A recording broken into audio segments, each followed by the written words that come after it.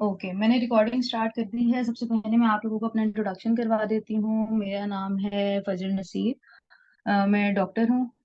बिल्कुल, ये पीएमएस और सीएसएस दोनों के लिए सफिशिएंट है क्लास। तो अभी हम स्टार्ट करते हैं, फिर साथ साथ हम जो है ना वो डिस्कस कर लेंगे कि किस तरह हमने दोनों के सिलेबस को लेके चलना है। ठीक है। अभी फिलहाल मैं सबसे पहले जो है आपको स्क्रीन शेयर करके बताती हूँ कि हमने जो बेसिक टॉपिक्स कवर करने हैं वो कौन से टॉपिक्स होंगे। ठीक है।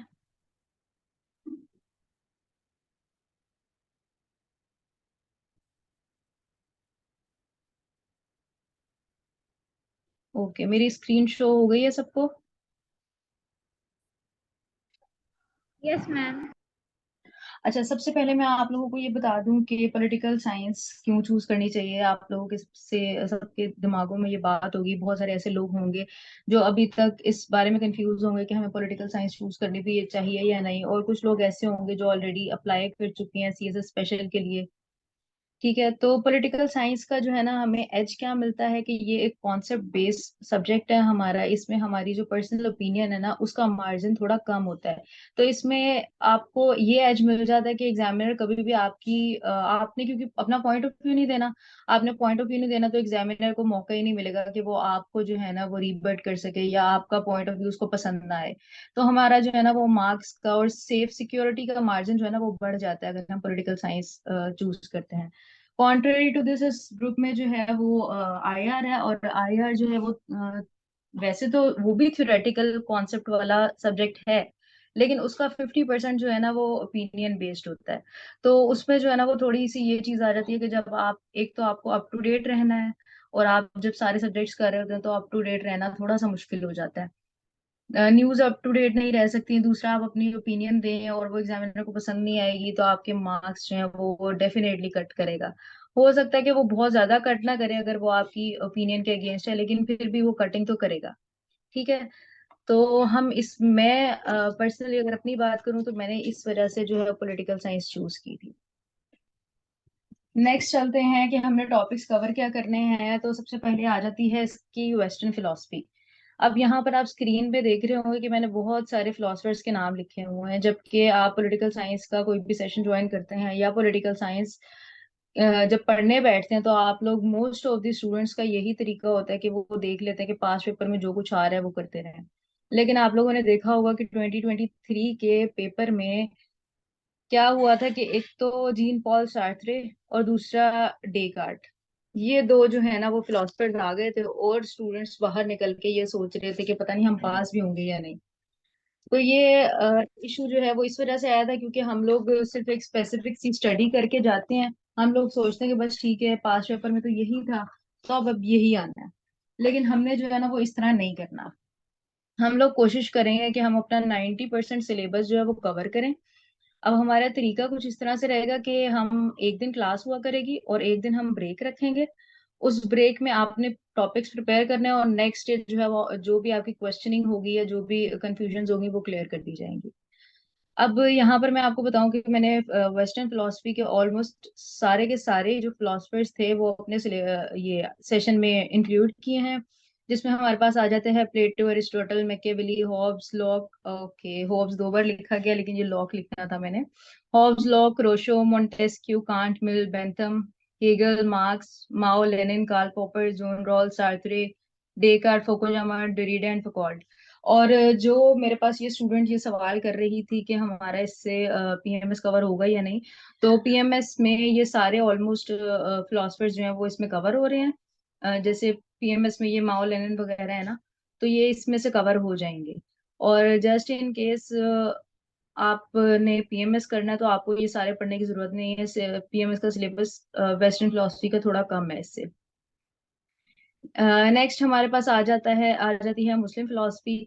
मुस्लिम फिलोसफी जो है उसमें अल फराबी, अल मावरदी, इब्ने रुश्द, इब्ने खलदून, इकबाल और शाह वलीउल्लाह ये हमारे मेन फिलोसफर्स होते हैं। और अल गजाली, अल गजाली जो है वो हमारे पास सीएसएस में नहीं है, हमारे पास पीएमएस में है ये, लेकिन हम इसे भी कवर करेंगे। इसके अलावा एक फिलोसफर हमारे पास बचता है तुसी, वो मैंने लिखा नहीं है, वो भी हम कवर कर लेंगे। ठीक है। इसके बाद हमारे आ जाते हैं बेसिक कॉन्सेप्ट। बेसिक कॉन्सेप्ट में सबसे पहले जो है वो हमारे पास आता है नेशन स्टेट सिस्टम। ठीक हो गया। नेशन स्टेट सिस्टम जो है वो हमारे पास मॉडर्न और इस्लामिक है, और ये दोनों हम सेपरेटली कवर करेंगे। इसके बाद जो है ना, नेशन स्टेट के बाद सारे के सारे हमारे जो बेसिक कॉन्सेप्ट आते हैं ना, वो सारे हमारे डिपेंड कर रहे होते हैं कि हमारी स्टेट में क्या कॉन्सेप्ट्स होने चाहिए और हमारी स्टेट किन बेसिस पे चलनी चाहिए। ठीक है। तो इसमें जो है ना, हमारी जो कॉन्स्टिट्यूशनलिज्म आ जाता है ना, उसकी बेसिस पे ये सारे कॉन्सेप्ट दिए गए हैं, जिसमें इंक्लूड है sovereignty, justice, law, liberty, equality, rights and duties. ठीक है। बाकी हमारे ह्यूमन राइट्स हैं। नेक्स्ट हमारे पास जो पोर्शन आता है वो हमारे पास आता है पॉलिटिक्स पे। पॉलिटिक्स का जो हमारा कॉन्सेप्ट आता है वो इन इन बेसिस पे आता है कि जो हमारे स्टेट में पॉलिटिक्स चल रही है वो किन बेसिस पे चल रही है, पॉलिटिकल पावर्स किस तरह से डिस्ट्रीब्यूट होंगी। पॉलिटिकल सोशलाइजेशन क्या होता है? पॉलिटिकल सोशलाइजेशन जो है वो एक कल्चर होता है। हर कंट्री का अलग अलग कल्चर है, तो उसके अकॉर्डिंग हम पॉलिटिकल सोशलाइजेशन यानी कि अपने पॉलिटिकल जो हम फॉर्म ऑफ गवर्नमेंट चलाना चाह रहे हैं वो किस तरह से प्रिवेल करेगी पूरी कंट्री में। ठीक हो गया। इसके अलावा हमारी पॉलिटिकल पार्टीज हैं। पॉलिटिकल पार्टीज में हम इसकी टाइप्स पढ़ेंगे और हम ये देखेंगे कि हमारी जो है वो कौन कौन सी कंट्री में कौन सा पॉलिटिकल पार्टी सिस्टम है। इसके अलावा हमारे पास आ जाती है पब्लिक पार्टिसिपेशन। हमारी जो पब्लिक पार्टिसिपेशन है ना, इसमें कुछ कॉन्सेप्ट आते हैं जैसे propaganda making, public opinion, pressure groups. ठीक है। इस तरह के कॉन्सेप्ट्स आते हैं पब्लिक पार्टिसिपेशन में। इसके बाद हमारे पास आ जाता है पॉलिटिकल इंस्टीट्यूशंस। पॉलिटिकल इंस्टीट्यूशंस में हमने चार चीजें पढ़नी है जो बेसिक हमारी जो स्टेट सिस्टम है जिनके ऊपर समझ लो कि एक जो हमारे पिलर्स ऑफ स्टेट है ना, वो हम यहाँ पे पढ़ेंगे। जिसमें हमारे पास आ जाता है media, media participation, bureaucracy participation, ये सब चीजें जो है ना वो आ जाती हैं। इसके बाद हमारे पास आते हैं पॉलिटिकल आइडियोलॉजीज। पॉलिटिकल आइडियोलॉजीज हमारे पास डिफरेंट हैं, वो हम सारी की सारी कंप्लीट करेंगे। जैसे कि कैपिटलिज्म है, मार्क्सिज्म है, कम्युनिज्म है, सोशलिज्म है और फाशिज्म है। ये हमारे 5 कॉन्सेप्ट्स जो है वो पॉलिटिकल आइडियोलॉजीज में हम पढ़ेंगे। उसके बाद हमारे पास आ जाता है एक हमारे पास हम पढ़ेंगे पॉलिटिकल आइडियोलॉजी में इस्लामिक पॉलिटिकल आइडियोलॉजी। ठीक है। इसके अलावा लोकल गवर्नमेंट ऑफ पाकिस्तान, आपको ये बात पता होगी कि हमारे पॉलिटिकल साइंस के सिलेबस में थोड़ा सा पाकिस्तान अफेयर्स का भी पोर्शन आ जाता है, तो उसमें हमने जो है ना वो लोकल गवर्नमेंट ऑफ पाकिस्तान का स्ट्रक्चर जो है ना वो पढ़ना है। इसके अलावा हमारा एक पोर्शन जो है वो सारा का सारा कॉन्स्टिट्यूशन पे बेस कर रहा है।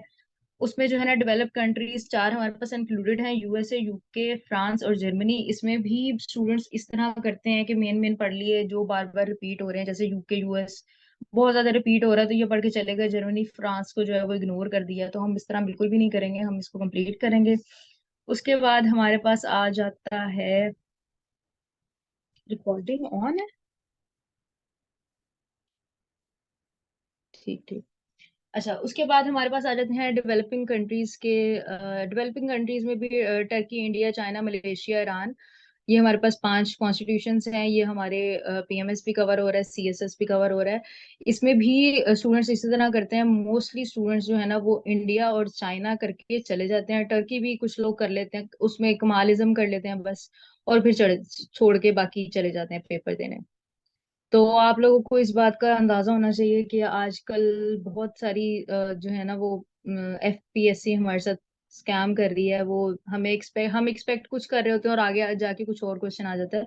तो कोशिश करें कि हम सारे के सारे जो है ना वो 90% सिलेबस एटलीस्ट कवर करके जाएं।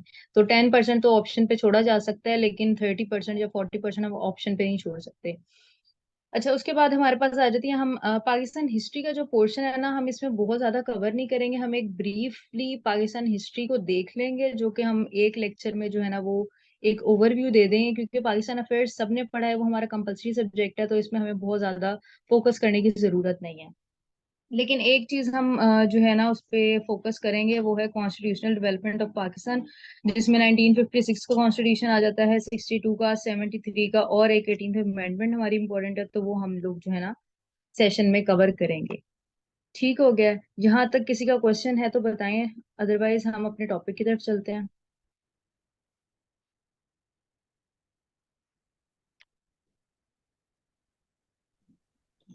अस्सलाम वालेकुम मैम।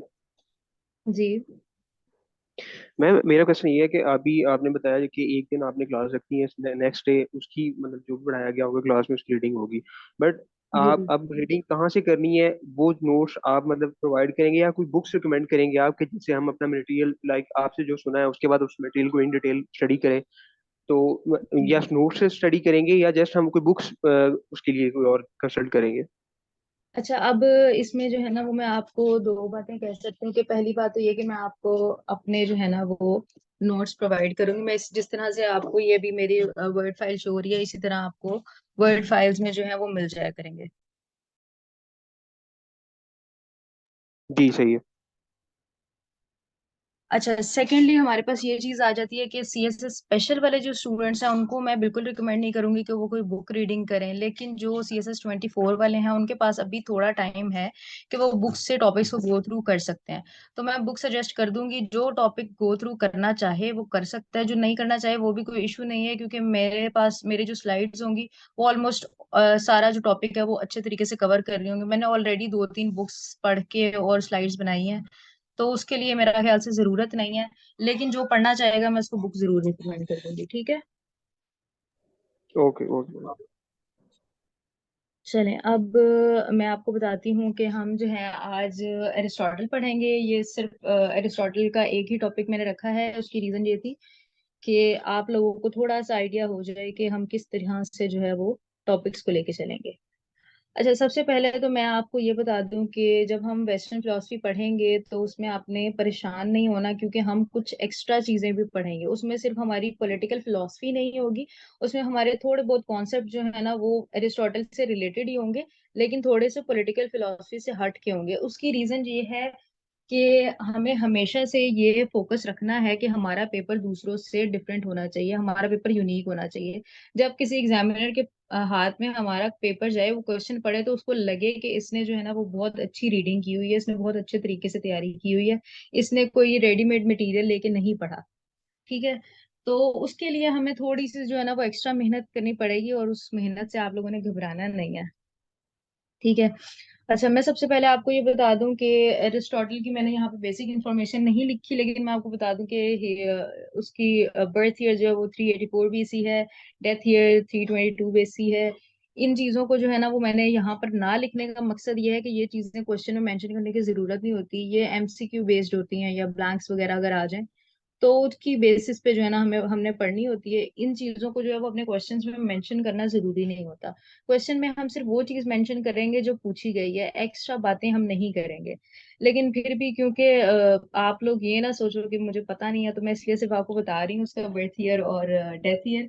और इसके अलावा मैं बता दूं कि ये एक एथेनियन नहीं था, लेकिन ये एथेंस में जो है वो प्लेटो का स्टूडेंट जरूर था। ठीक है। इसने जो है वो प्लेटो के साथ 20 ईयर्स तक, ये 17 ईयर्स ऑफ एज से 20 ईयर्स ऑफ एज तक ये वहां पर रहा है। और इसके अलावा ये वहां पे स्टूडेंट भी रहा है और वहां पे एडमिनिस्ट्रेशन की जॉब भी करता रहा है। उसके बाद प्लेटो की जब डेथ हो गई तो इसको वहां से निकाल दिया गया, क्योंकि ये एथेनियन नहीं था। तो लोगों का यही उस टाइम पे माइंड सेट होता था कि ये हमारे जो है ना वो शहर में आके कब्जा ना कर ले, तो इस वजह से इसको जो है ना वो वहां से निकाल दिया गया था। ये खैर वहां से वापस चला गया, और उसके बाद जो है इसने अलेक्जेंडर द ग्रेट की टीचिंग स्टार्ट की थी। अलेक्जेंडर द ग्रेट इसका स्टूडेंट था, जिसको इसने जो है ना वो पढ़ाना शुरू किया। 4 से 5 साल ये पढ़ाता रहा है। उस टाइम पे वो 13 ईयर्स ओल्ड का था अलेक्जेंडर।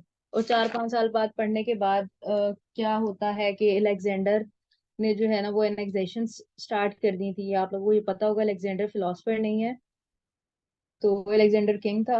उसने क्या किया, एनेक्सेशन स्टार्ट कर दी, और एट द एंड अलेक्जेंडर ने क्या किया था कि एथेंस को एनेक्स किया था। और उसके बाद उसने कहा था कि जो अरिस्टोटल है ना, क्योंकि वो मेरा टीचर है, तो उसने कहा था एथेंस में आप जो करना चाहो कर सकते हो।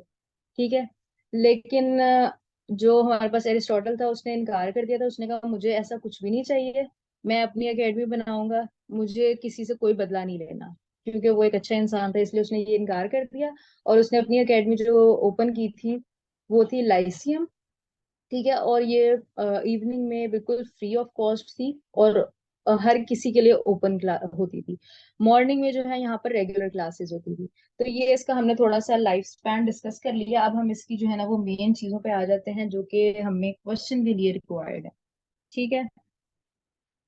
अच्छा, एरिस्टोटल की हम सबसे पहले जो थ्योरी पढ़ने वाले हैं वो नॉलेज से रिलेटेड है, एपिस्टोमोलॉजी से रिलेटेड है। हमारे पास जो है ना वो फिलोसफी जो है ना वो तीन टाइप्स की होती है। एक होती है एथिक्स से रिलेटेड, एक होती है एपिस्टोमोलॉजी से रिलेटेड कि हम नॉलेज किस तरह गेन कर सकते हैं, और एक होती है मेटाफिजिक्स से रिलेटेड।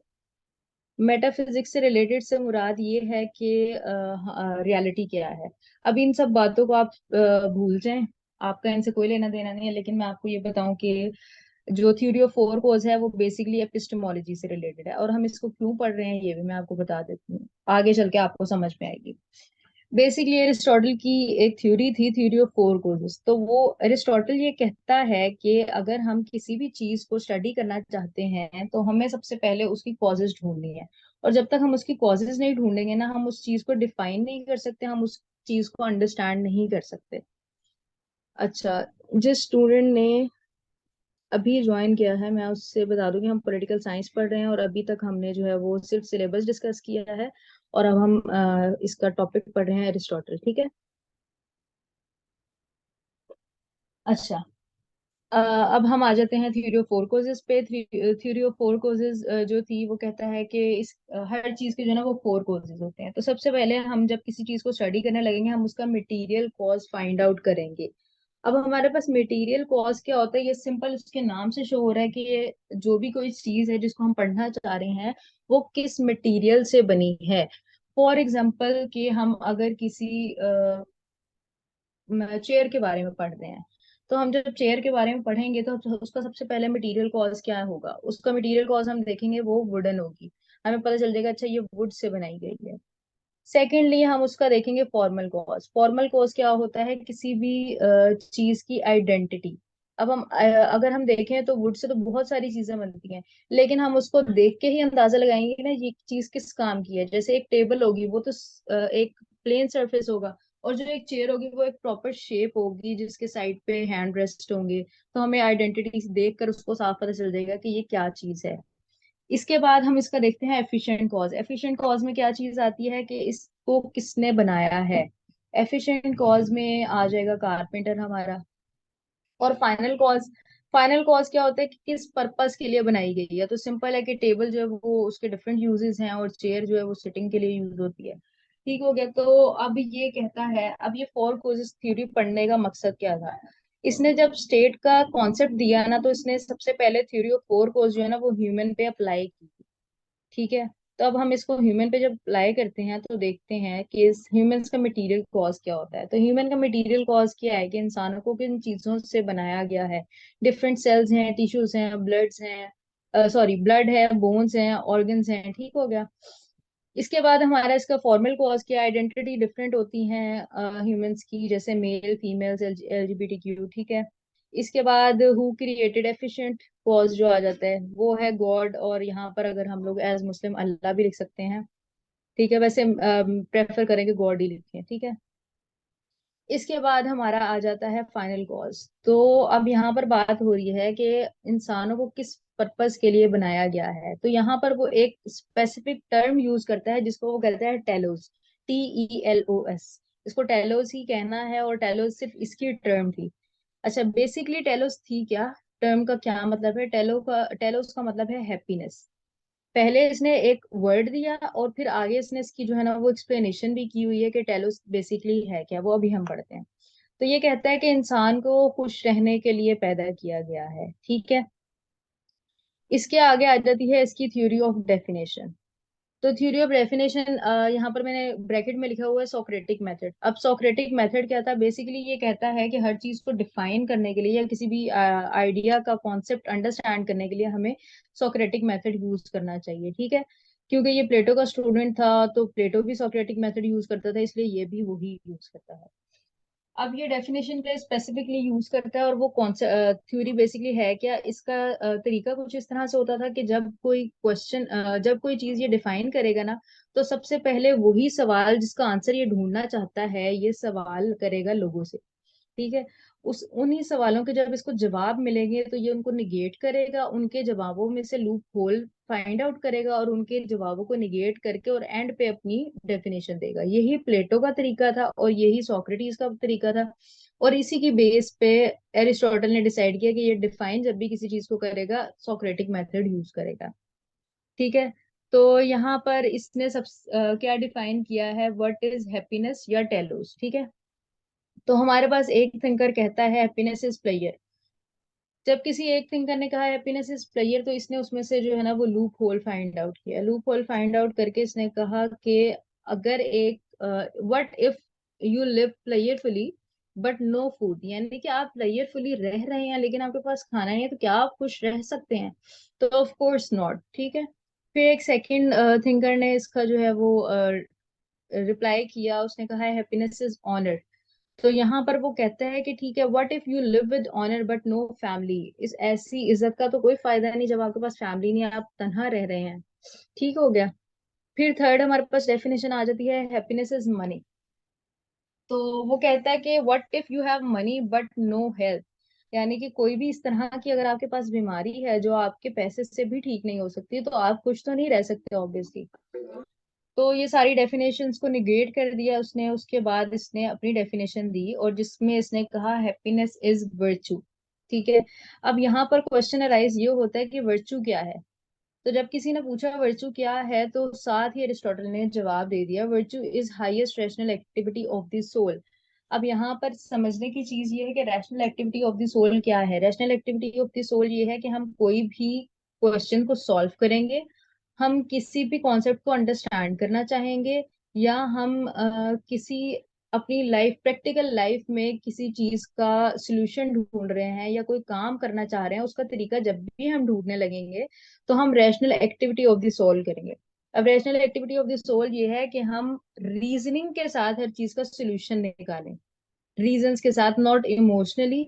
ना इस वजह से कि हमें किसी ने सजेस्ट किया है, ना इस वजह से कि हम किसी चीज से इमोशनली अटैच हैं, और ना ही इस वजह से कि हमेशा से जो होता है हम उस ट्रेंड को फॉलो करते रहे। हमने क्या करना है, रैशनल एक्टिविटी परफॉर्म करनी है। हमने जो भी फैसला लेना है रीजनिंग के साथ लेना है, फैक्ट्स के साथ लेना है। तो वो कहता है ये वर्चू है, और जो इंसान वर्चू परफॉर्म कर सकता है वो खुश रहता है। ठीक है, यहाँ तक समझ में आया?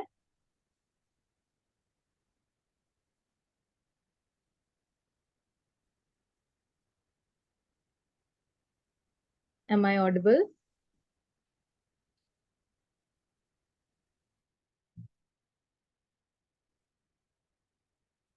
अच्छा, मेरी आवाज कहीं पर भी डिस्टॉर्ट हो या कोई इशू आए तो मुझे फौरन बता देना, क्योंकि मैंने ऑडियो कनेक्ट नहीं की हुई, तो मैं मुझे खुद नहीं पता चल रहा कि मेरी आवाज क्लियर है या नहीं। ठीक है। ओके। यहाँ तक समझ आ गया, तो अब हम आगे चलते हैं। हमने दो चीजें अभी तक पढ़ी हैं, थ्योरी ऑफ फोर कोज और थ्योरी ऑफ डेफिनेशन पढ़ी है। ठीक है। और इसको जो है ना वो हमने ह्यूमन लाइफ पर अप्लाई करके देखा है अभी तक के लिए। ठीक है। नेक्स्ट हम आगे चलते हैं, थ्योरी ऑफ गोल्डन मीन। अच्छा। अब क्योंकि एरिस्टोटल ऑलरेडी ये बात कह चुका है कि हम rational activity of the soul perform करेंगे, तो वो साथ ही साथ हमें ये भी कॉन्सेप्ट दे देता है कि rational activity of the soul किस तरह परफॉर्म करनी है। ठीक है। Rational activity of the soul perform करने के लिए हमारे पास कोई तो कॉन्सेप्ट होना चाहिए। अगर कोई ऐसी चीज हमारे पास आ जाती है जिसकी हम रीजंस फाइंड आउट नहीं कर पा रहे, जिसके पे हमारे पास कोई फैक्ट्स मौजूद नहीं है, तो हम उस चीज को किस तरह सॉल्व करेंगे। तो यहाँ पर वो एक थ्योरी देता है, थ्योरी ऑफ गोल्डन मीन। और यहाँ पे वो कहता है, Aristotle explains the golden mean as a middle path which means the virtue lies between the two extremes. यहाँ पर वो ये कह रहा है कि हर चीज का एक दो एक्सट्रीम्स होते हैं, एक होता है एक्सट्रीमली गुड और एक होता है एक्सट्रीमली बैड चीज। ठीक है। तो वो कहता है कि हमें कभी भी एक्सट्रीमली गुड या एक्सट्रीमली बैड को चूज नहीं करना, हम हमेशा एक मिडल वे चूज करेंगे, क्योंकि वर्च्यू जो है ना वो हमेशा मिडल वे में मिलता है। जो हमारी लाइफ का बेस्ट तरीका होगा वो मिडल वे होगा। ठीक है। अब यहाँ पर ना वो एक मैं एक एग्जांपल देती हूँ इसको समझने के लिए, कि फॉर एग्जांपल आप बात करें कि कोई इंसान बहुत ज्यादा किसी से डरता होगा, तो उसे हम क्या कहेंगे, कॉवर्ड। तो वो अच्छी बात तो नहीं है। और अगर कोई इंसान किसी से भी नहीं डरता होगा, किसी का भी लिहाज नहीं करता होगा, तो वो क्या करेगा, मुआशरे में जो है वो बदमजगी फैलाएगा, उसको लोग अच्छा नहीं समझेंगे। तो इसका मिडल वे क्या है, इसका मिडल वे है ब्रेवरी। यानी कि उसको पता होना चाहिए कि उसकी लिमिटेशंस क्या है। उसने जो है वो बिला वजह किसी से डरना नहीं है, लेकिन उसको ये भी पता होना चाहिए कि उसने किसका लिहाज करना है। उसको पता होना चाहिए कि उसने अपनी स्ट्रेंथ जो है वो कहाँ दिखानी है। ये नहीं कि हर किसी को जाके जो है ना वो मारे पीटे, इस तरह की चीज नहीं होनी चाहिए। ठीक है, ये मिडिल गोल्डन मीन की बात समझ में आ गई है। अच्छा, साथ ही साथ वो ये भी कह देता है कि best way to choose golden mean is by performing virtue. तो वो ऑल्टरनेटिवली वो कह रहा है कि गोल्डन मीन क्या है, वर्चू है, और वर्चू क्या है, गोल्डन मीन है। ठीक है, ऑल्टरनेटिवली वो दोनों चीजों को एक्सप्लेन कर रहा है। अच्छा, आगे हमारे पास आ जाती है थ्योरी ऑफ क्लासिफिकेशन। तो यहाँ पर क्या है कि ये सॉरी, एरिस्टोटल को कहा जाता है पॉलिटिकल साइंटिस्ट। ठीक है, इसको दी फर्स्ट टीचर भी कहा जाता है और उसको पॉलिटिकल साइंटिस्ट भी कहा जाता है। ठीक है, और इसका एक टाइटल है दी फिलोसफर। इसको थॉमस इक्वेनस ने दी फिलोसफर कहा था।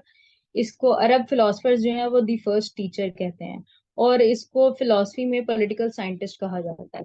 ठीक है, ये तीन मैंने एमसीक्यूज बताए हैं आपको। अच्छा, नेक्स्ट मैं आपको बताऊं कि इसका उसको पॉलिटिकल साइंटिस्ट कहा क्यों जाता था। इसकी ये आदत थी कि ये जब भी किसी चीज को, कॉन्सेप्ट को अंडरस्टैंड करने बैठता था, तो इसकी एक आदत थी कि ये चीजों को करता था क्लासीफाई। और एरिस्टोटल का ये मानना था कि जब हम किसी चीज को क्लासिफाई करेंगे तो उसको दो बेसिस पे करेंगे, एक उसकी क्वांटिटी की बेस पे और एक उसकी क्वालिटी की बेस पे। जब हम इन दो चीजों की बेसिस पे उसको क्लासिफाई करेंगे तभी हमें जो है ना उसकी बेस्ट फॉर्म मिल सकती है। अगर हमने किसी भी चीज की बेस्ट फॉर्म ढूंढनी है तो उसका तरीका था थ्योरी ऑफ क्लासिफिकेशन। अच्छा, तो ये करता क्या था कि सबसे पहले एक जनरल प्रिंसिपल लेता था। जनरल प्रिंसिपल हमारे पास क्या होगा कि स्टेट जो है वो किसी न किसी, कोई ना कोई ओन करता है। ठीक है, फिर उसके फैक्ट्स एनालिसिस निकालेगा। स्टेट की अगर एग्जांपल लें तो वो देखेगा कि कौन कौन से कंट्री में कौन कौन से जो है ना फॉर्म ऑफ गवर्नमेंट चल रहे हैं, और एंड पे वो एक आइडिया दे देगा कि ये फॉर्म ऑफ गवर्नमेंट जो है ना ये बेस्ट है। अब आगे जो है ना ये थ्योरी ऑफ क्लासिफिकेशन को अप्लाई करेगा तब आपको समझ में आएगी कि मैं क्या कह रही हूँ। ठीक है, मैं आगे बताती हूँ। अच्छा, अब हम जो है ना अपनी पॉलिटिकल फिलोसफी की तरफ आ रहे हैं। अब हम जो है ना एरिस्टोटल का concept of theory of state पढ़ने लगे हैं। ठीक है, सबसे पहले तो जो है ना हमारे पास एरिस्टोटल कहता है कि जो हमारी स्टेट है वो इमर्ज हुई है। स्टेट जो है ना वो पहले एक, सिर्फ एक इंसान था, फिर वो कपल बन गया, फिर फैमिलीज बन गई, फैमिलीज मिलके रहना शुरू हुई तो विलेजेस बन गए, विलेजेस मिले तो एक स्टेट बन गई। ठीक है, जिस तरह हमारी डिफरेंट डिस्ट्रिक्ट्स होती हैं, इस तरीके से उसने एक्सप्लेन किया। अब यहाँ पर वो कहता है कि जो हमारी स्टेट है ना वो एक नेचुरल इंस्टीट्यूशन है। तो ये कहता है कि पॉलिटिक्स जो है ना वो बेसिकली नेचुरल है। एरिस्टोटल का ये मानना है कि पॉलिटिक्स हम लोगों ने नहीं बनाई, पॉलिटिक्स एग्जिस्ट करती थी और हमने उस पे जो है ना वो इम्प्लीमेंट करना शुरू किया है। ठीक है, हम लोग तो ये कहते हैं ना कि हमने पॉलिटिकल कॉन्सेप्ट बनाए, लेकिन एरिस्टोटल ये कहता है कि पॉलिटिकल कॉन्सेप्ट्स पहले से मौजूद थे, हमने उनको स्टडी किया और हमने उस पे इम्प्लीमेंट करना शुरू कर दिया। तो यहाँ पर एरिस्टोटल जो है ना वो कहता है state is natural institution. State हमने नहीं बनाई थी, स्टेट ऑलरेडी एग्जिस्ट करती थी। उसके बाद इसका कॉन्सेप्ट ऑफ स्टेट में वो कहता है कि state is prior to individual, यानी कि इंडिविजुअल रहे ना रहे स्टेट रहनी चाहिए। स्टेट अगर रहेगी तो पीस कंटिन्यू रहेगा, और इस वजह से भी ये कहता है क्योंकि ये एक नेचुरल चीज है तो स्टेट रहनी चाहिए।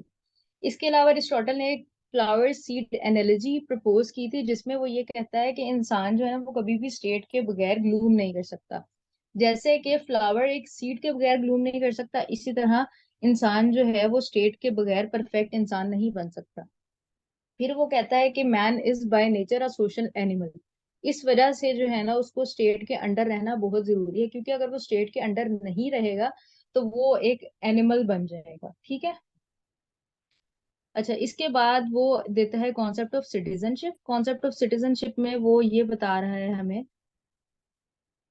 कि हमारी जो स्टेट है उसमें सिटीजन्स कौन होंगे और कौन नहीं होंगे। तो सबसे पहले ये अपनी सिटीजनशिप की डेफिनेशन देता है। ये कहते हैं citizens are those who can rule and can be ruled. ठीक है, तो यहाँ पर जो है वो इसने क्राइटेरिया एक सेट किया। सबसे पहले तो ये जो दो बातें हैं ना, who can rule and can be ruled, इन्हीं की बेस पे इसने जो है ना वो क्राइटेरिया सेट किया कि कौन सिटीजनशिप ले सकता है और कौन सिटीजनशिप नहीं ले सकता। तो यहाँ पर जो है ना, इसने कहा कि जो परमानेंट रेजिडेंट हमारे पास होंगे ना, वो ही सिटीजन्स होंगे स्टेट के, इसके अलावा किसी को सिटीजनशिप नहीं दी जाएगी। दूसरी चीज ये कहता है कि मेल जेंडर जो होंगे ना, सिर्फ उनको सिटीजनशिप दी जाएगी। उसकी क्या रीजन है? उसकी ये रीजन है कि एरिस्टोटल ये कहता है कि citizens are those who can rule and can be rule. तो ये कहता है विमेन्स को रूल नहीं करना चाहिए क्योंकि वो इमोशनल होती है, इस वजह से उनको सिटीजनशिप भी नहीं दी क्योंकि वो रूल नहीं कर सकती। नेक्स्ट है childrens of permanent resident, obviously वो भी परमानेंट रेजिडेंट होंगे इस वजह से। नेक्स्ट है individual who can perform virtue, तो वो तो पहले ही कह रहा है कि जो rational activity of the soul perform कर सकता है उसी को सिटीजनशिप मिलनी चाहिए, ताकि वो अच्छे फैसले कर सके स्टेट के लिए आगे, क्योंकि उसने आगे जाके रूल करना है। ठीक हो गया। नेक्स्ट वो कहते हैं रिजेक्शन क्राइटेरिया क्या है? वुमेन्स, वुमेन्स की रीजन मैं ऑलरेडी आपको बता चुकी हूँ, क्योंकि वो ये मानता है कि जो वुमेन्स होती हैं वो इमोशनली फैसले करती हैं, वो रैशनल एक्टिविटी परफॉर्म नहीं कर पाती, इस वजह से उनको वो सिटीजनशिप नहीं दे रहा है। इसके अलावा स्लेव्स क्योंकि परमानेंट रेजिडेंट नहीं है, और चिल्ड्रंस ऑफ स्लेव भी परमानेंट रेजिडेंट नहीं है। और ये कहता है कि कोई भी स्लेव जब किसी दूसरे कंट्री से या दूसरे सिटी से हमारे पास रहने आता है, तो वो एट दी एंड अपनी ही सिटी में वापस जाएगा, तो उसको सिटीजनशिप देने का कोई फायदा नहीं है। ठीक है, ये मैं आपको पहले बता चुकी हूँ कि why womens are not citizens. इसके अलावा आ जाता है कॉन्सेप्ट ऑफ स्लेवरी।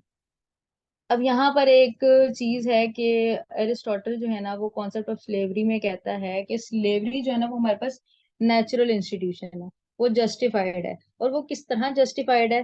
तो वो ये कहता है कि जो लोग वर्च्यू परफॉर्म नहीं कर सकते, rational activity of the soul perform नहीं कर सकते, उनको स्लेव्स ही होना चाहिए, क्योंकि वो फैसला ही नहीं कर सकते। अगर वो इस काबिल होते कि वो रैशनल एक्टिविटी परफॉर्म कर सकें, तो वो कभी भी स्लेव्स ना होते, अगर वो रेशनल एक्टिविटी परफॉर्म करके कोई बेटर पोजीशन अटेन कर सकते थे। इस वजह से ये नेचुरल इंस्टीट्यूशन है और स्लेवरी जो है ना वो जस्टिफाइड है।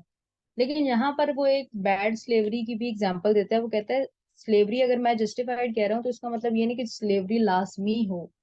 यहाँ पर वो ये कह रहा है कि बैड स्लेवरी क्या चीज है, कि फोर्सफुल स्लेवरी, कोई ऐसा इंसान जो वर्चू परफॉर्म कर सकता है, जो इंटेलेक्ट रखता है, उसको भी फोर्सफुली स्लेव बना के रखना जो है वो बैड स्लेवरी का कॉन्सेप्ट है। अदरवाइज अगर कोई ऐसा है जो वर्च्यू परफॉर्म नहीं कर सकता, उसकी स्लेवरी जो है वो जस्टिफाइड है। ठीक है। अब यहाँ पर जो है ना, वो हम बेस्ट स्टेट ऑफ एरिस्टोटल की जो है ना, वो फाइंड आउट कर लेते हैं। अब यहाँ पर हमारे पास आ जाती है अब जो है स्टेट की फॉर्म ऑफ गवर्नमेंट, इसने डिसाइड करनी थी कि बेस्ट स्टेट क्या है। ये यहाँ पर जो है ना, वो फॉर्म ऑफ गवर्नमेंट को रीड करना चाह रहा था। तो यहाँ पर इसने क्या किया, अपनी थ्योरी ऑफ क्लासिफिकेशन को अप्लाई किया। ग्रीक सिटी स्टेट्स उस वक्त 158 थी, उनको क्लासिफाई किया on the basis of quantity and on the basis of quality. Quantity क्या थी कि नंबर ऑफ रूलर्स, कितने रूलर्स हैं, और क्वालिटी क्या थी कि रूलर्स के जो हैं वो इंटरेस्ट क्या है। उनकी बेसिस पे इसने क्लासिफाई किया स्टेट सिस्टम को, और इसने देखा कि पूरे ग्रीक में ना 6 types of form of governments थी। वो क्या थी?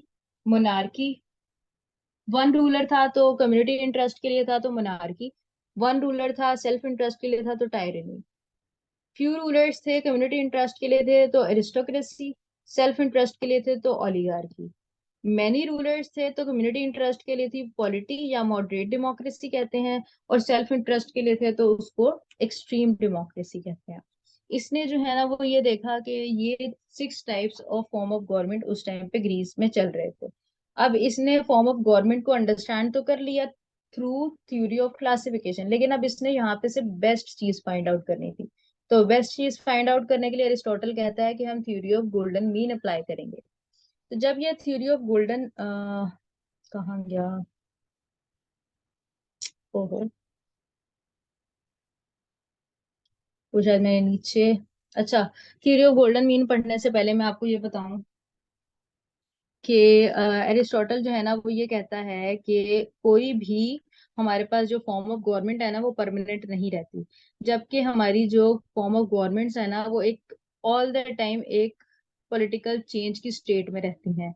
तो यहाँ पर वो ये कहता है कि जब कोई भी कंट्री है जहाँ पर मोनार्की है, ठीक है, वहां पर जब मोनार्की है ना, तो मोनार्क कभी ना कभी ऐसा होता है कि उसका कम्युनिटी इंटरेस्ट जो है ना, वो सेल्फ इंटरेस्ट में बदल जाता है। जब वो सेल्फ इंटरेस्ट में बदल जाएगा तो वो क्या बन जाएगी? टायरनी बन जाएगी।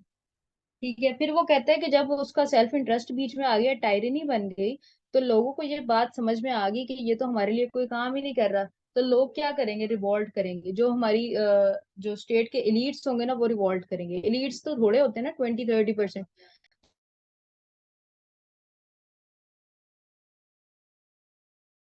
गवर्नमेंट बन जाएगी, और वो कौन सी गवर्नमेंट होंगे, फ्यू रूलर्स होंगे, तो वो अरिस्टोक्रेसी बन जाएगी। एट द एंड क्या होगा, अरिस्टोक्रेसी में भी वही बात आ जाएगी कि उनका पर्सनल इंटरेस्ट जो है ना वो प्रिवेल कर जाएगा, पर्सनल इंटरेस्ट उनके दिल में आ जाएगा। तो वो अरिस्टोक्रेसी जो है वो ओलिगार्की में चेंज हो जाएगी। फिर ओलिगार्की में जब चेंज होगी तो फिर पब्लिक मेजोरिटी जो है ना वो रिवॉल्ट करेगी अगेंस्ट पावर, और वो उसके अगेंस्ट रिवॉल्ट करके क्या बन जाएगी, पॉलिटी। यहाँ पर हमारे पास मेनी रूलर्स आ जाएंगे। और जब पॉलिटी जो है वो सेल्फ इंटरेस्ट में बदलेगी, तो वो डेमोक्रेसी या एक्सट्रीम डेमोक्रेसी आ जाएगी।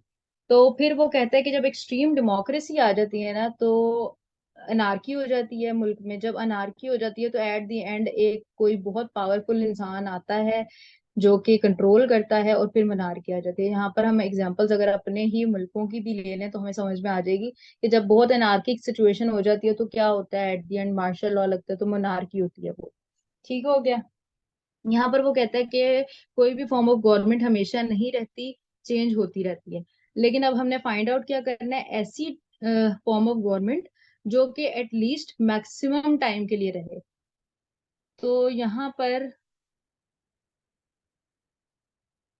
मैंने बीच में एक और कॉन्सेप्ट दे दिया, वो मैं बताती हूँ।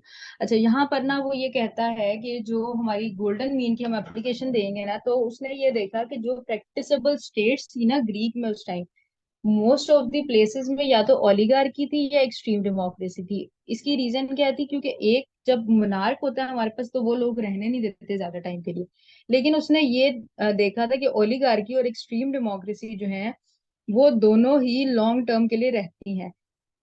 फिर उसने क्या किया, इन दोनों का गोल्डन मीन देखा। तो जब हमारा पॉलिटिकल साइक्लिक चेंज जो है उसके उसमें ओलिगार्की और एक डेमोक्रेसी के मिडल में क्या है, पॉलिटी। तो वो ये कहता है कि पॉलिटी जो है वो गोल्डन मीन है, पॉलिटी जो है वो जस्टिफाइड है, और पॉलिटी लॉन्ग टर्म के लिए रह सकती है। तो उसके according best form of government जो है वो पॉलिटी है। ठीक है। अच्छा, बीच वाला जो मैंने कॉन्सेप्ट करवाना था ये रहा। अच्छा, इसके बाद जो है ना वो कॉन्सेप्ट ऑफ कॉन्स्टिट्यूशनलिज्म देता है। वो कहता है कि फॉर्म ऑफ गवर्नमेंट जब भी कोई बनानी है तो हमें कॉन्स्टिट्यूशनलिज्म जो है उसकी बेसिस पे बनानी पड़ती है। ठीक है। तो वो डेफिनेशन देता है कॉन्स्टिट्यूशनलिज्म बेसिकली है क्या। एरिस्टोटल की डेफिनेशन है कि कॉन्स्टिट्यूशनलिज्म वो है बेसिक लॉ डिटर्मिनिंग बॉडी जो होगी, चीजें आ जाती हैं। आ जाती हैं एक एलोकेशन ऑफ पावर्स क्या होगी कॉन्स्टिट्यूशन में। वो कहता है दो चीजें होनी चाहिए, एक एलोकेशन ऑफ पावर्स डिफाइन की गई हो, और दूसरा distribution of rights and rewards जो है ना वो डिफाइन की गई हो, तो वो कॉन्स्टिट्यूशन है। और यहाँ पर वो ये कहता है कि कॉन्स्टिट्यूशन में बेस्ट स्टेट के कॉन्स्टिट्यूशन में सॉवरेनिटी जो है स्टेट की रूल ऑफ लॉ होनी चाहिए। ठीक है। इसके अलावा इसके बाद वो कहता है कि कॉन्स्टिट्यूशन का पर्पस क्या है। कॉन्स्टिट्यूशन का हमारे पास पर्पस ये है कि हम लोगों की लिबर्टी को प्रोटेक्ट कर सकें और एनार्की को अवॉइड कर सकें।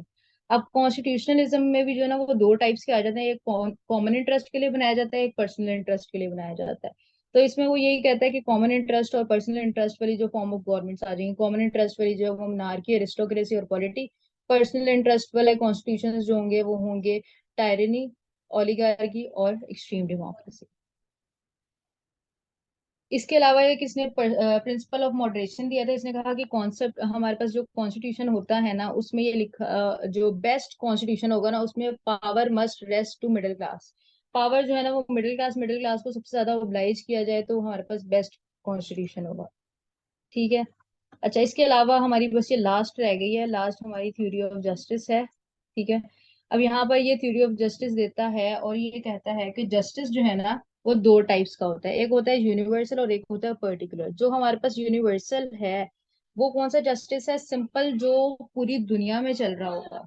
ठीक है। उसमें जो है ना कोई दूसरी राय नहीं है। जैसे हम लोग सिंपल सी एग्जांपल है कि कहीं पर भी थेफ्ट अलाउ नहीं है, कहीं पर भी मर्डर अलाउ नहीं है, पूरी दुनिया में कहीं पर भी अलाउ नहीं है। तो ये हमारा हो गया यूनिवर्सल जस्टिस।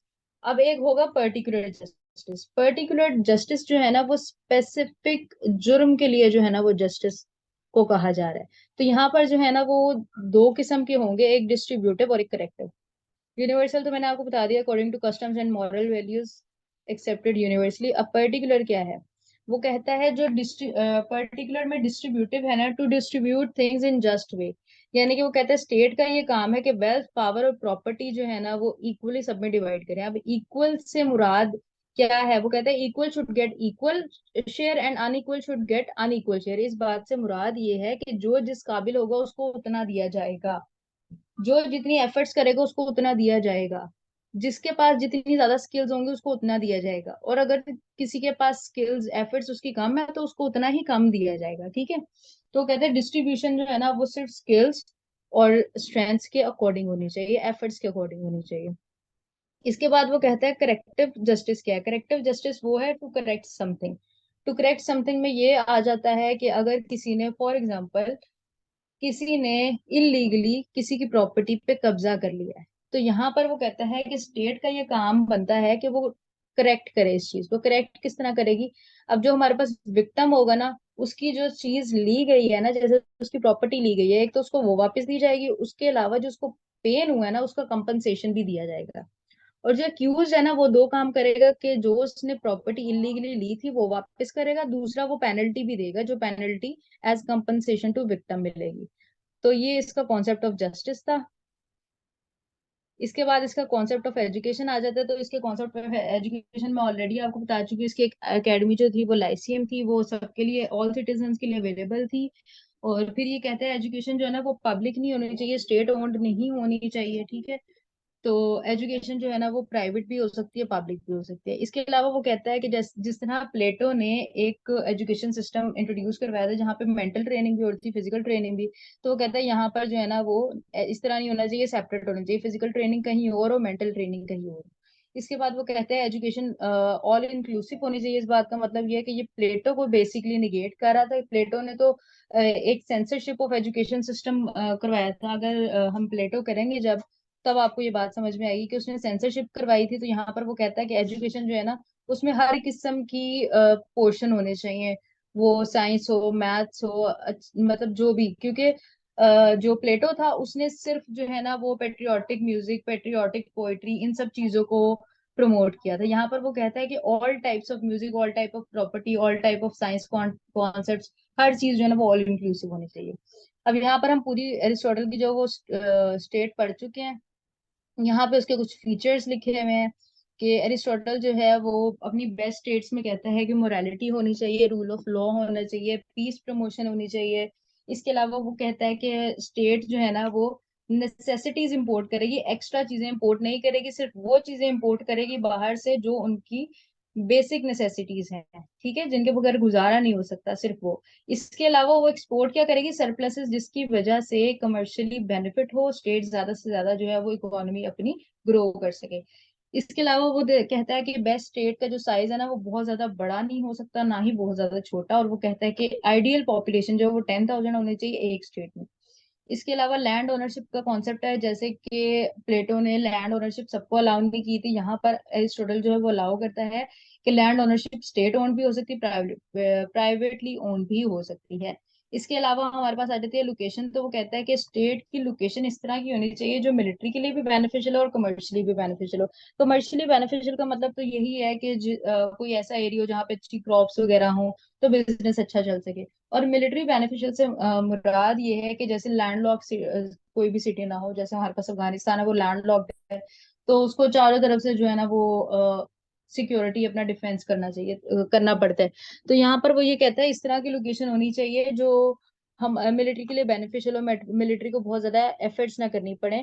और दूसरी चीज ये कि कोई हमारे पास जो है ना वो बैक एंड होना चाहिए। बैक एंड यानी कि अगर स्टेट पे खुदा ना खास्ता कभी कोई अटैक कर दे तो भागने का रास्ता होना चाहिए।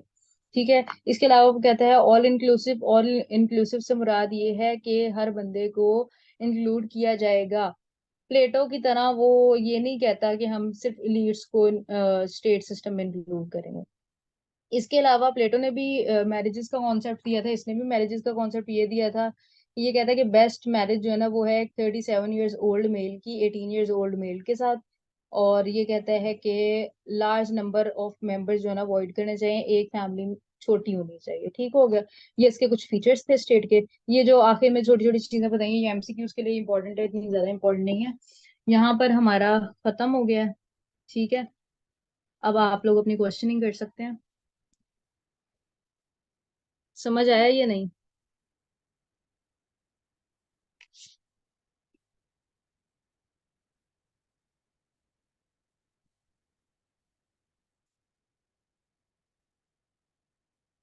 अच्छा जी। सबसे पहले आपने पूछा है क्लासेस कब से स्टार्ट हो रही हैं, तो क्लासेस हम लोग 23rd से स्टार्ट कर रहे हैं। ठीक है। और कांटेक्ट आपको मेरा मिल जाएगा, सर उस्मान ने जिन्होंने लिंक शेयर किया है उन्हीं के पास मेरा कांटेक्ट है।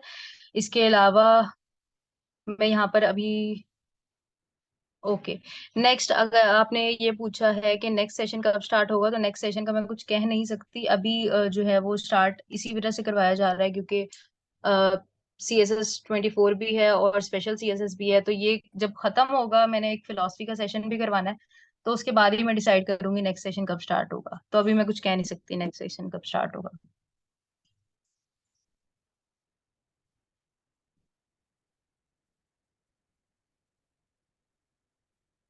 कोई क्वेश्चंस हैं तो पूछ लें।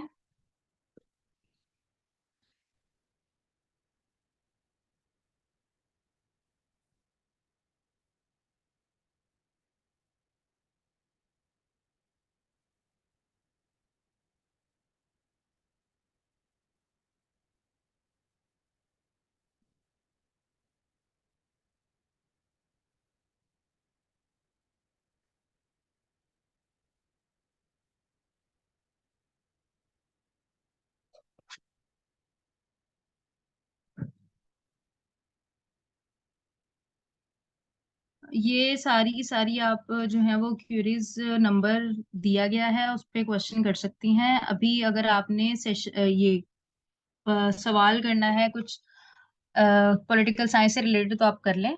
क्लासेस जो है वो हमारी 3 days अ वीक होंगी।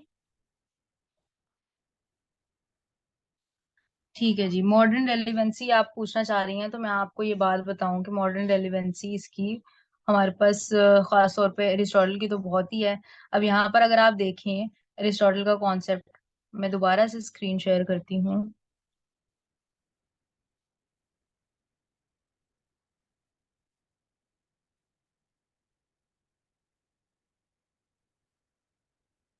अच्छा, अब यहाँ पर आप देखना स्टार्ट करें कि इसकी मॉडर्न रेलिवेंसी क्या है।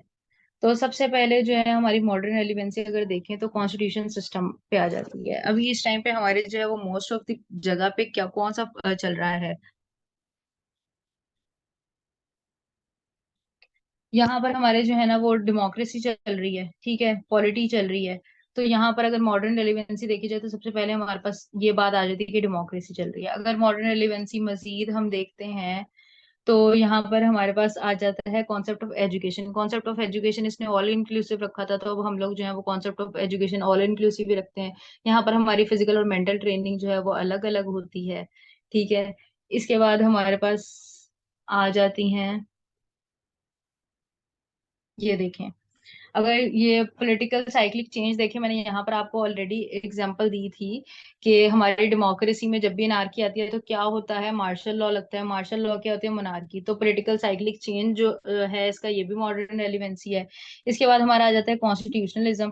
कॉन्स्टिट्यूशन हमारा किन बेसिस पे बनता है, कॉन्स्टिट्यूशन हमारा इन्हीं बेसिस पे बनता है कि कॉन्स्टिट्यूशन में या तो एलोकेशन ऑफ पावर्स होती है, लिखी होती है, या फिर हमारी जो है ना वो distribution of rewards and rights लिखे होते हैं। कॉन्स्टिट्यूशन में यही चीजें होती हैं। ठीक है। कॉन्स्टिट्यूशनलिज्म का भी इसका कॉन्सेप्ट अभी तक चल रहा है। इसके अलावा हमारा जो कॉन्सेप्ट ऑफ जस्टिस है वो भी हमारी अभी अगर देखा जाए तो इन्हीं बेसिस पे चल रहा है ना। अब हाँ, इसने तो उस टाइम पे ये कहा था कि पर्टिकुलर जस्टिस जो है वो करेक्टिव होना चाहिए, डिस्ट्रीब्यूटिव होना चाहिए। हमारा पर्टिकुलर जस्टिस अभी भी यही चल रहा है, करेक्टिव चल रहा है कि नहीं चल रहा, ठीक है ना। तो ये सारे के सारे कॉन्सेप्ट इसके जो है ना वो अभी तक चल रहे हैं। इसके अलावा हम एक इम्पॉर्टेंट बात इसमें ये भी लिखेंगे कि अरिस्टोटल ने बहुत सारे लोगों को जो है ना वो बेसिस दी थी पॉलिटिकल फिलोसफी की। ठीक है, तो यहाँ पर इसने बेसिस दी थी, उसकी बेसिस पे बहुत ज्यादा पॉलिटिकल फिलोसफीज हमारे पास आगे मौजूद है। जब हम आगे पढ़ेंगे ना तब आपको ये बात समझ आएगी कि अरिस्टोटल जो है ना कहीं हर फिलोसफी से लिंक करता है। इसके अलावा हमारे जो है ना मुल्क में रूल ऑफ लॉ है है या नहीं है, लेकिन है, लिखा हुआ तो है ना। तो ये अब हमारा जो है ना वो अगर यूएन बॉडी को देखा जाए तो वो क्या करती है, प्रमोट करती है पीस। ठीक है, उसके बाद हमारे पास जो है ना वो लैंड ओनरशिप का कॉन्सेप्ट अगर देखा जाए तो वो भी अभी यही चल रहा है, स्टेट ओन्ड भी होती हैं और प्राइवेटली ओन्ड भी होती हैं। इसके अलावा अगर हमारे पास ये देखा जाए कि हमारी जो है वो स्टेट ऑल इंक्लूसिव होती है, मतलब बहुत सारे कंट्रीज जो है वो ऑल इंक्लूसिव ही चल रहे हैं। ठीक है, क्लियर हो गया?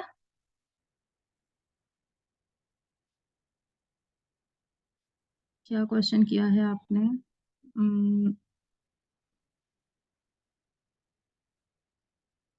अच्छा, यहाँ पर एक चीज आप लोगों ने पूछी भी नहीं और मैंने बताई भी नहीं कि यहाँ पर जो है ना हमारे पास क्रिटिसिज्म हम लोगों ने बिल्कुल भी नहीं लिखा। क्रिटिसिज्म जो है ना इस पे बहुत सारी चीजों का है, जैसे इसने वुमेन्स को निगेट किया, ये क्रिटिसिज्म आ जाएगा। दूसरा, इसने जो है ना वो स्लेवरी को जस्टिफाइड कहा, ये इस पे क्रिटिसिज्म आ जाएगा। इसके अलावा इसने जो है ना वो forms of government extreme democracy को जो है ना वो कहा है कि वो सेल्फ इंटरेस्ट के लिए होती है, जबकि आज के जमाने में डेमोक्रेसी जो है वो मोस्ट एक्सेप्टेड है। एक ये चीज इस पे जो है ना वो आ जाती है। दूसरा, इसने कॉन्स्टिट्यूशन को क्रिटिसिज्म इस पे किया है कि इसने कॉन्स्टिट्यूशन को बहुत अच्छे तरीके से एक्सप्लेन नहीं किया उसको, और फॉर्म ऑफ गवर्नमेंट को जो है ना वो बहुत बेसिक लेवल पे इसने एक्सप्लेन किया है। तो ये इस पे कुछ क्रिटिसिज्म है, क्वेश्चन के एंड पे क्रिटिसिज्म लाजमी करना चाहिए। ठीक है, ये सिर्फ मैं पॉलिटिकल फिलोसफी के लिए कह रही हूँ। ठीक है, ये ना हो हर जगह क्रिटिसिज्म करके आओ, इररेलेवेंट क्रिटिसिज्म भी नहीं करना चाहिए। ठीक हो गया? बुक जो है वो जुड हार्मन जो है वो पॉलिटिकल फिलोसफी के लिए बेस्ट है। बाकी बेसिक कॉन्सेप्ट के लिए जो है हमारे पास बेटर रहती है मजरुल हक। ठीक है,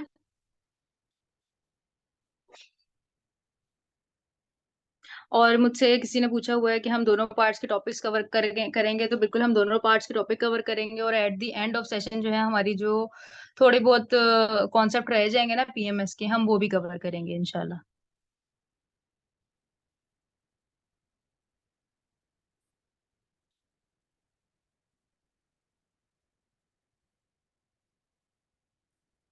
अच्छा, इसके अलावा और कोई क्वेश्चन है या हम क्लास एंड करें? मैं डॉक्टर हूँ। आप लोग बेशक अपने माइक्स ऑन करके क्वेश्चनिंग कर सकते हैं।